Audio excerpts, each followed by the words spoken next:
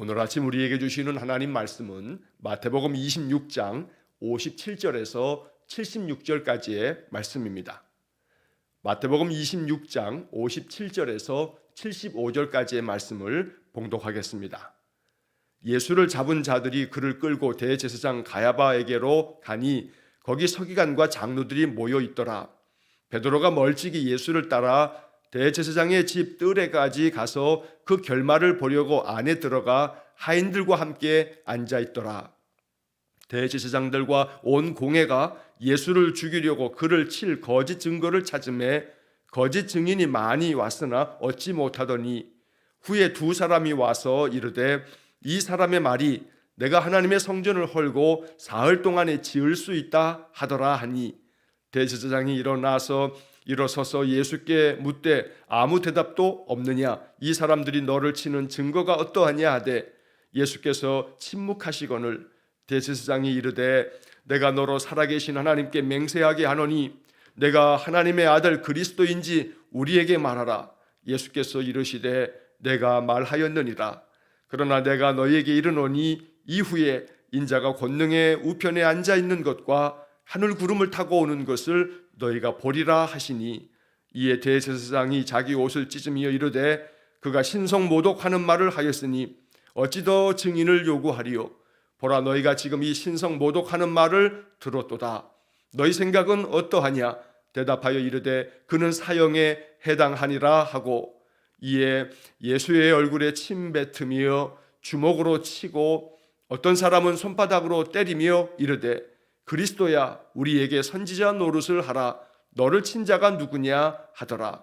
베드로가 바깥 뜰에 앉았더니 한 여종이 나와 이르되 너도 갈릴리 사람 예수와 함께 있었도다 하거늘 베드로가 모든 사람 앞에서 부인하여 이르되 나는 내가 무슨 말을 하는지 알지 못하겠노라 하며 앞문까지 나아가니 다른 여종이 그를 보고 거기 있는 사람들에게 말하되 이 사람은 나사렛 예수와 함께 있었도다 하매 베드로가 맹세하고 또 부인하여 이르되 나는 그 사람을 알지 못하노라 하더라.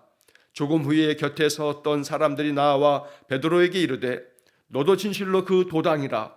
내 말소리가 너를 표명한다 하거늘 그가 저주하며 맹세하여 이르되 나는 그 사람을 알지 못하노라 하니 곧 닭이 울더라. 이에 베드로가 예수의 말씀에 닭 울기 전에 내가 3번 나를 부인하리라 하심이 생각나서 밖에 나가서 심히 통곡하니라. 아멘. 고난주간을 시작하는 첫날 월요일 아침입니다. 이 한 주간 동안에 우리의 마음 깊이 더욱더 주님의 십자가의 길을 묵상하고 주님께서 십자가를 통해서 베풀어 주신 그 은혜가 우리의 삶 속에 충만하게 임하는 거룩한 복이 있기를 간절히 축원합니다. 자, 오늘 본문의 말씀에서 예수님께서는 제자들과의 마지막 시간 겟세마네 동산에서의 기도를 마치시고 이제 그 유대의 사내들인 공회 그 공회원들에 의해서 이제 예수님이 붙들려 가서 신문을 당하시게 됩니다.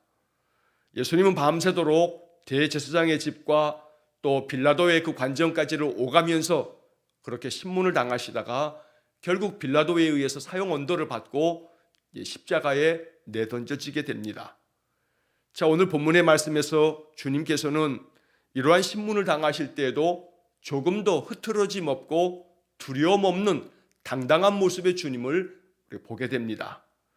왜냐하면 주님은 부끄러울 것도 없고 또 죄 지은 것도 없고 오직 하나님께서 이루시려고 하는 메시아를 통해서 그리스도를 통해서 이루시는 그 대속의 죽음을 향해서 나아가고 있기 때문에 주님은 그 죽음조차도 그 십자가의 그 참혹한 고통조차도 이제는 겟세마네 동산을 통해서 이것이 아버지의 뜻이라면 아버지의 뜻대로 되기를 원합니다.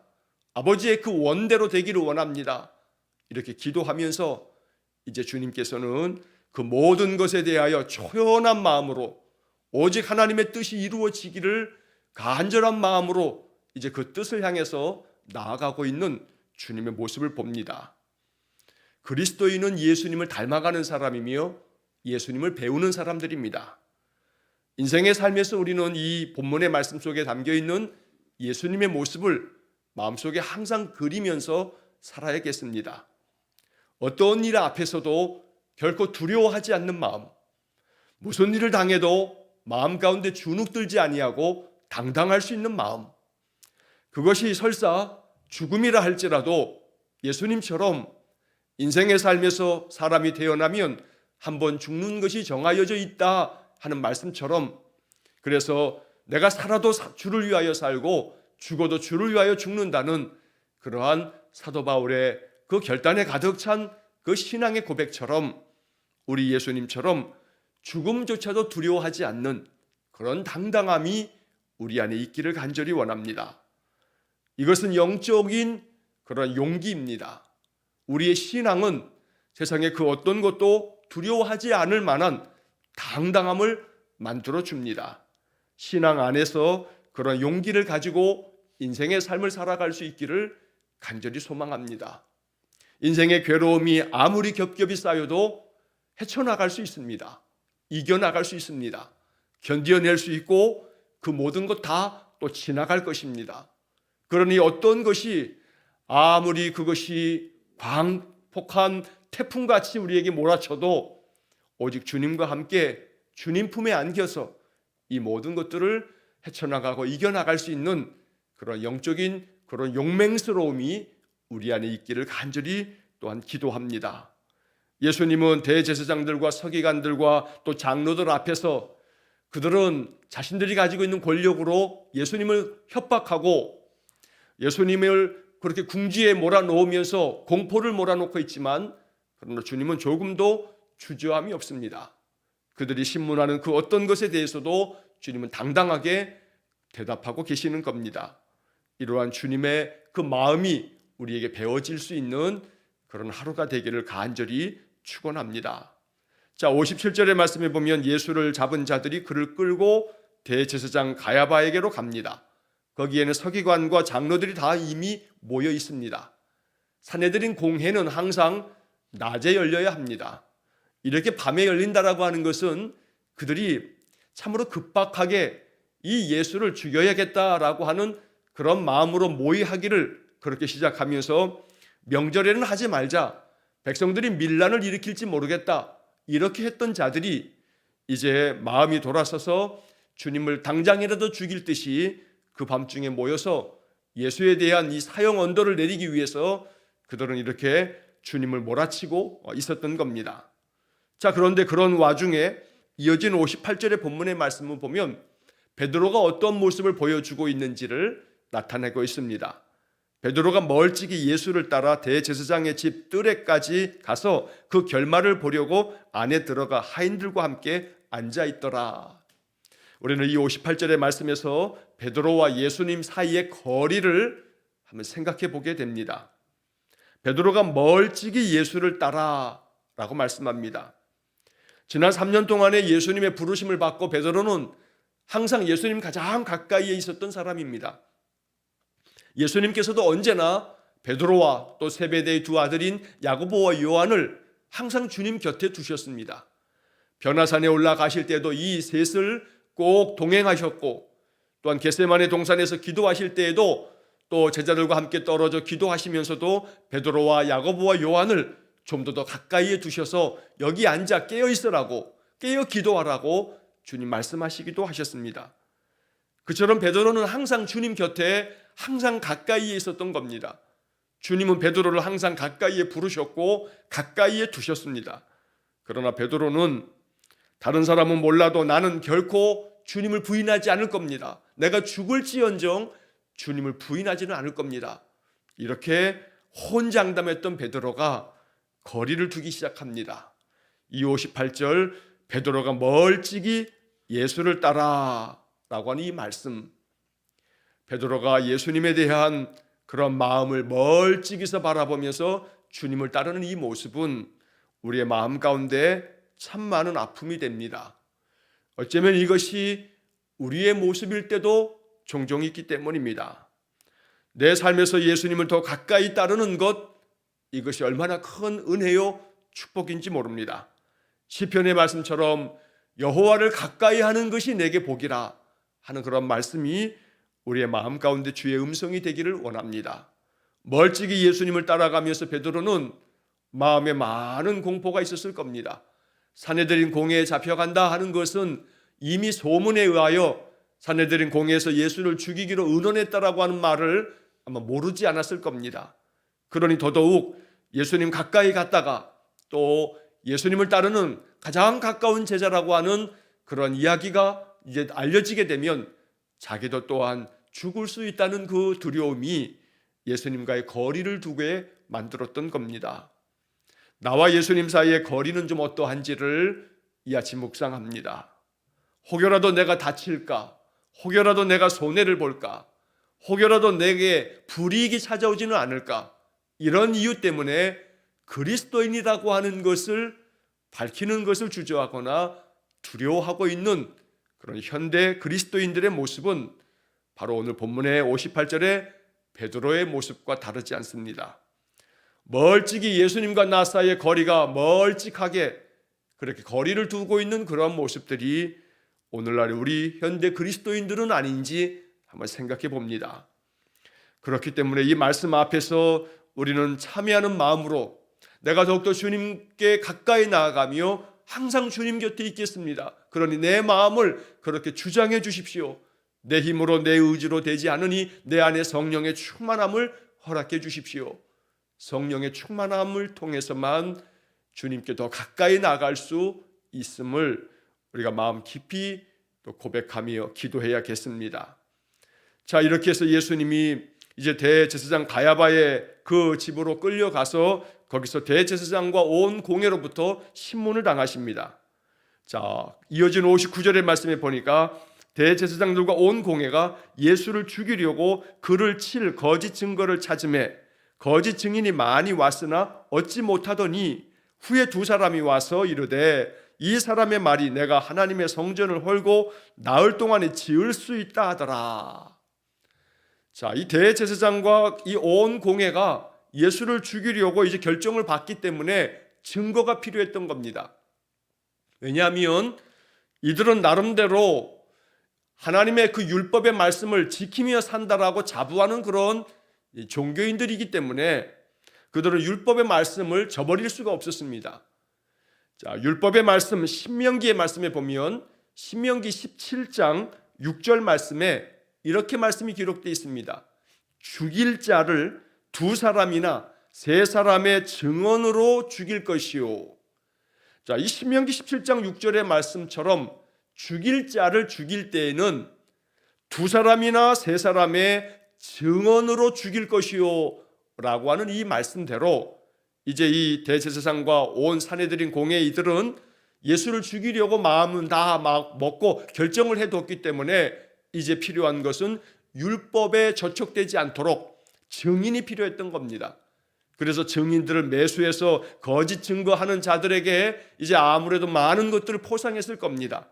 자, 그런 과정 속에서 많은 자들이 찾아와서 거짓 증거를 내놓지만 그러나 예수를 칠 만한 거짓 증거가 못 되었던 겁니다. 아무리 꾸며내려고 해도 예수님께서 행하신 것이 온 유다 백성들에게 이것이 복된 것이었지 결코 어떤 것도 해가 될 만한 것이 없었기 때문에 많은 사람들이 그렇게 찾아왔지만 거짓 증인이 많이 왔으나 얻지 못하였다. 그들의 말들이 그저 예수를 칠 만한 그런 증거는 되지 못했다는 겁니다. 이렇게 혈안이 되어 있습니다. 어떻게든 거짓으로 증인들을 세워서 예수를 이제 죽이려고 하는 그런 마음을 대제사장과 또 온 산헤드린 공회의들이 이렇게 결정하였기 때문입니다. 자, 그러던 중에 두 사람이 와서 이야기하는 말이 그들의 마음에 쏙 들었던 겁니다. 다름 아닌 이 사람이 말하기를 내가 하나님의 성전을 헐고 사흘 동안에 지을 수 있다 이렇게 말합니다. 하나님의 성전을 다 허물어도 사흘 만에 자기가 짓겠다고 하니 이것은 하나님의 성전에 대한 모독이 아니겠습니까? 이제 이러한 주장이었을 겁니다. 자, 이 말을 듣고 대제사장이 일어나서 예수님께 묻습니다. 네가 아무 대답도 없느냐? 저들의 그 증언을 저 증거대로 한다면 너는 신성 모독으로 너는 죽을 수도 있다 하고 겁박하는 겁니다. 예수님께서는 아무 대답도 하지 않으십니다. 이 사람들이 너를 치는 증거를 이렇게 들이대고 있는데 네가 아무 말도 안 하면 네가 그 죄를 인정하는 것이 아니냐고 많은 말들로 예수님을 겁박했을 겁니다. 그러나 63절의 말씀에 보면 예수께서 침묵하시거늘, 주님께서는 자기 자신의 목숨을 구하기 위해서 살아보겠다고, 아니라고, 내가 그렇게 한 것은 그것 때문이 아니라고 이렇게 그저 변명하지 않습니다. 자기 목숨을 건져내 보겠다고 그렇게 주님 여러 가지 말로 변호하려고 하지 않습니다. 그들이 이미 죽이려고 작정을 한 것이기에 주님께서는 그저 침묵하시면서 그들의 이야기를 들을 뿐입니다.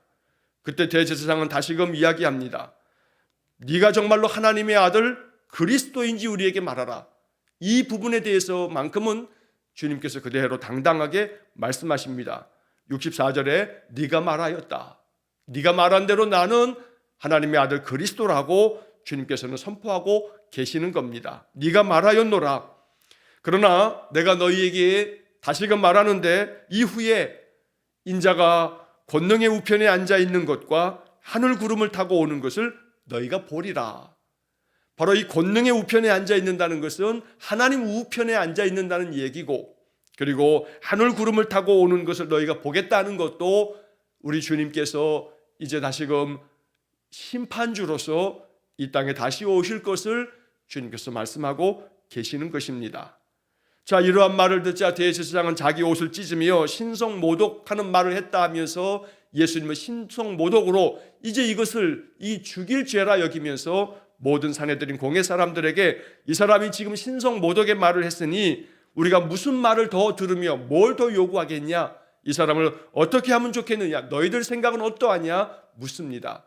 그들은 예수가 사형에 해당된다고 그렇게 소리 높여 외치며 이제 예수님을, 이 사내들인 공회는 사형 언도를 내리기 위해서 법적인 절차가 이미 로마의 식민지 상태이기 때문에 로마의 총독에게만 사형 언도의 권한이 있기 때문에 이제 그들은 그 사형에 해당된다라고 하는 주장을 가지고 이제 빌라도에게 예수를 넘기게 되는 것입니다.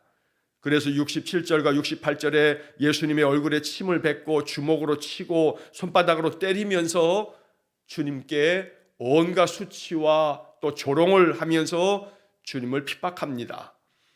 68절의 말씀에 그리스도야 우리에게 선지자 노릇을 하라, 너를 친 자가 누구냐 조롱하면서 예수님을 이렇게 주님을 향한 이 대제사장과 서기관과 장로들과 그 종교 지도자들과 사내들인 공회, 이들은 예수님을 십자가에 내몰면서 온갖 조롱과 또 온갖 멸시와 침뱉음과 온갖 저주의 말과 손바닥으로 내리치면서까지 그러면서 주님을 멸시하고 또 조롱했던 겁니다. 그러나 그럼에도 불구하고 주님은 그들에 대하여 항변하지 아니하고 저항하지 아니하고 이것이 아버지의 뜻이며 이것이 모든 인생들의 죄를 대신 담당하는 그 죄 가운데 빠져 죽을 인생들을 향한 주님의 그 십자가의 길이라면 주님은 그 길을 마다치 아니하고 이렇게 그 길을 향하여 나아가고 계셨던 겁니다. 죽을 자들이 받아야 할 모든 저주와 고통과 모든 조롱과 수치를 주님께서 대신 담당하셨던 겁니다. 자, 여기서 우리는 사내들인 공회 사람들이 왜 이렇게 해야만 했는가라고 하는 그런 문제를 생각해 봅니다. 대제사장뿐만 아니라 서기관과 장로들이 왜 이렇게 예수를 사형에 해당된다 하면서 조롱하며 수치 가운데 내몰아서 십자가에 죽이려고 하는가? 그들이 이렇게 예수님을 십자가에 내 죽이려고 하는 그 이유가 무엇인가? 라고 하는 것을 생각해 봅니다. 크게는 두 가지의 이유를 우리가 꼽을 수가 있습니다. 그 첫째는 정치적인 이유입니다. 여기서 정치적인 이유라 하는 것은 대제사장과 백성의 장로들과 서기관들과 이 사내들인 공회원들은 이스라엘을 대표하는 지도자들입니다. 그들은 이스라엘의 모든 것들을 다스리는 자들입니다. 로마에 의해서 식민지 상태지만 로마는 그 식민지 그 민족에게 자치권을 인정해 줍니다. 그래서 산헤드린 공회는 이 모든 유다 땅에 있는 모든 것들을 그들이 다스리고 있는데, 그런데 언제부턴가 바로 세례 요한이 죽고 난 다음에 백성들의 그 모든 이목이 예수라고 하는 젊은 스승 랍비에게 쏠리기 시작하면서 많은 백성들이 예수를 따른다라고 하는 소문을 듣게 됩니다. 예수라고 하는 이가 많은 기적을 행하면서 온 백성들이 예수를 따르면서 그를 마치 당장이라도 왕으로 삼고, 또 산헤드린 공회의 모든 자들 다 몰아내고 이제 예수를 최고의 지도자로 삼을 것 같은 그런 위기의식을 느끼게 됩니다. 그러면서 그들은 예수가 이제 예루살렘에 들어와 가지고는 그들이 그동안에 오랫동안 누려왔던 기득권을 완전히 다 허물어뜨리듯이 성전 안에 장사하는 모든 자들 내쫓으면서, 너희들이 이 성전이 만민이 기도하는 집인데 강도의 소굴을 만들었다 하면서 그 모든 장사하는 자들을 다 내쫓는 그런 성전 정화 사건을 일으켰던 겁니다. 자, 그러면서 이제 이 산헤드린 공의 모든 자들은 자신들의 기득권이 방해를 받고, 그러면서 모든 백성들이 예수에게 더욱더 집중하며 예수만을 따르려고 하는 그들을 바라보면서 자기들의 정치적인 위기를 느끼게 됐던 겁니다.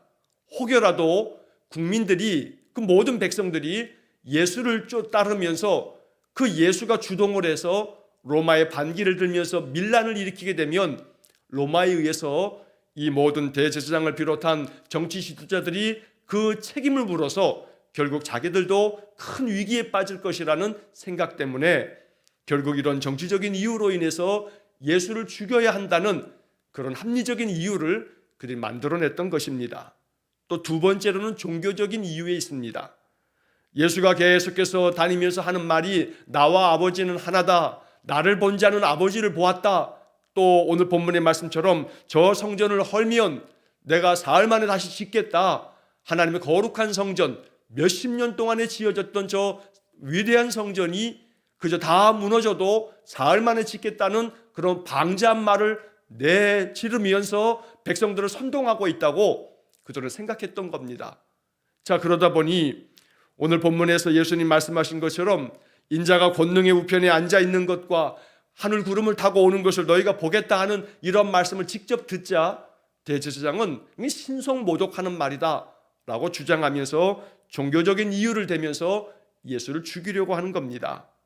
그래서 여기서 우리는 이 두 번째 이유, 이 종교적인 그런 이유 때문에 신성모독이라고 하는 죄명을 붙여서 예수를 죽이려고 하는 이 대제사장과 산헤드린 공회 사람들을 바라보면서 우리는 마음 가운데 이러한 깊은 생각을 가져야 합니다.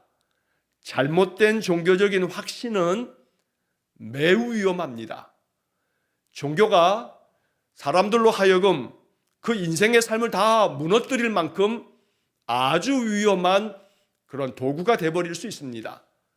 종교적 확신이라고 하는 것이 바로 우리의 이성적인 합리적 그런 사고 가운데서도 벗어나서, 그래서 이 종교적인 확신으로 인하여 잘못된 길로 나아가게 되면 그러면 살인도 주저하지 않을 만큼 그런 아주 위험한 그런 사람들이 되어지게 됩니다. 종교는 우리로 하여금 우리의 인생의 삶을 복되게 하며 하나님의 거룩한 뜻을 이루게 하는 그런 목적을 이루어가야 합니다.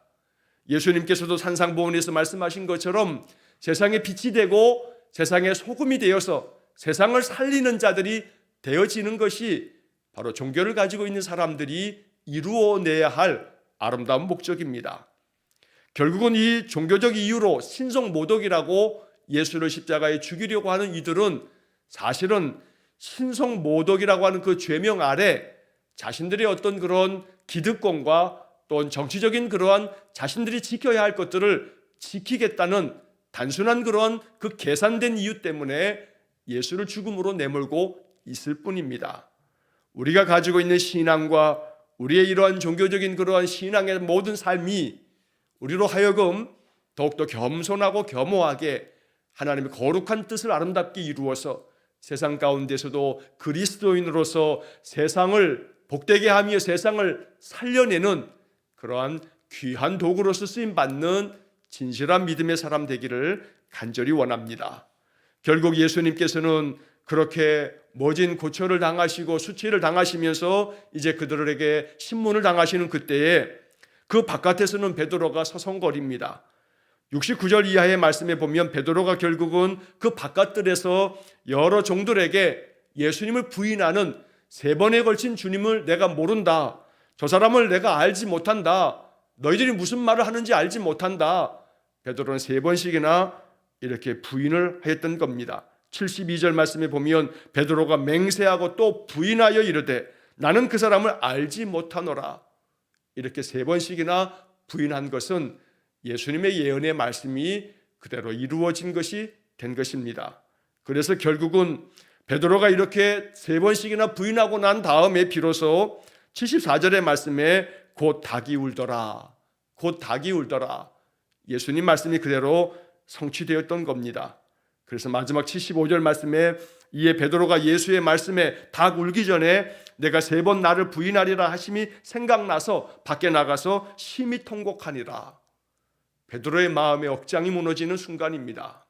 내가 그토록 주님 앞에서 호언장담하며 다른 사람은 몰라도 나는 죽을지언정 주님을 부인하지 않을 겁니다 라고 했던 베드로가 완전히 하루도 지나지 않아 무너지는 순간입니다. 이것이 연약한 우리의 모습입니다. 우리의 의지의 결단으로 되어지지 않습니다. 내 어떠한 굳은 맹세로도 되지 않습니다. 주님을 향한 우리의 마음과 우리의 믿음은 오직 주의 도우심을 통해서만 이루어지는 것입니다. 나의 믿음조차도 내가 선택한 줄 알지만 하나님이 우리를 택하여 주셨기 때문입니다. 내가 믿고 있는 줄 알지만 하나님 나를 부르셔서 내게 믿음의 은사를 주심으로 나로 하여금 믿게 하시는 것입니다. 내가 아니라 하나님의 은혜의 그 사랑의 큰 은총 덕분입니다.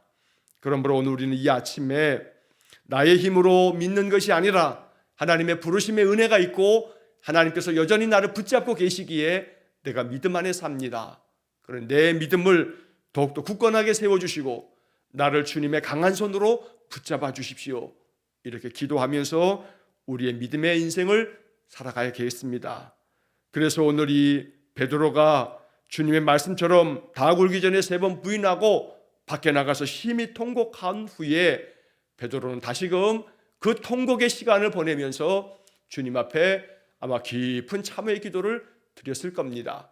그리고 그는 이제 마지막 그의 인생의 끝에서는 예수님께서 십자가에 달려 돌아가셨는데 내가 어찌 주님처럼 십자가에 그대로 못 박히겠느냐 하면서 기독교 신앙의 전승에 따르면 베드로의 순교는 거꾸로 나를 매달아 달라 하면서 베드로는 그렇게 순교의 길을 걸어갔다고 전해지고 있습니다. 베드로는 이 순간을 잊을 수 없었을 겁니다. 통곡하면서 베드로는 자신의 그 연약함을 보았을 것이고 자신의 믿음 없음을 보았을 것입니다. 오늘 우리 베드로의 이러한 이 통곡의 눈물 속에 우리의 마음 깊은 묵상이 있기를 간절히 원합니다. 나의 신앙, 나의 믿음이 주님 앞에서 얼마나 연약하기 그지없는가를 마음 깊이 묵상하며 이조차도 주님의 도우심을 구할 수 있는 그런 겸허한 이 하루가 되기를 원합니다. 그래서 주님의 손에 붙들려서 우리의 인생의 모든 삶, 주님의 은혜 안에서 우리의 믿음을 지키며 그 은혜 가운데서 우리의 믿음이 힘을 발휘하고 능력을 발휘해서 인생의 모든 삶 그리스도인답게 그리스도를 따르는 진실한 그러한 제자답게 우리의 인생의 삶을 매우 당당하게 거침없이 하나님 주시는 지혜와 용기를 가지고 우리의 인생의 삶을 살아낼 수 있기를 주의 이름으로 간절히 축원합니다. 기도하겠습니다.